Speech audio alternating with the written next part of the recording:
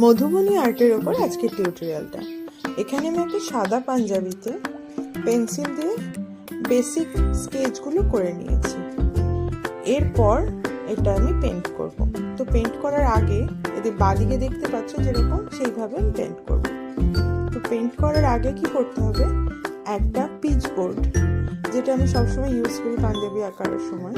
তো দেখো আমার ছেলে আবার আমার আর আমার হাজব্যান্ডের ছবি এঁকে নাম লিখে দিয়েছে।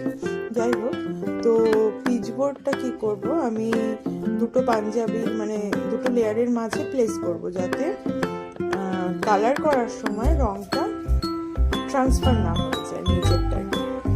তো দেন আমি ইউজ করবো 000 তুলি আর অ্যাক্রিলিক কালার আছে আমার কাছে এখন।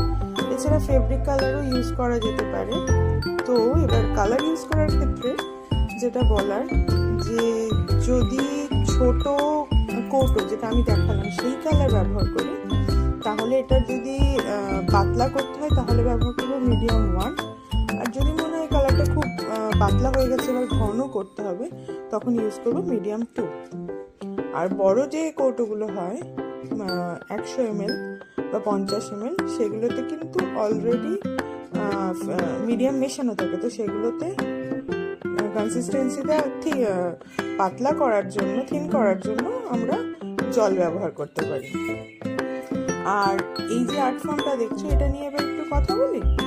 তো এটা হচ্ছে মধুবনী আর্ট। এটা মৈথিলি পেন্টিং নামেও পরিচিত, মৈথিলি আর্ট নামেও পরিচিত। তো এটা originated from Bihar and also from Nepal. তো আজকের মতো এই মধুবনী আর্টটা নিয়ে এটুকুই থাকলো ভিডিওটা।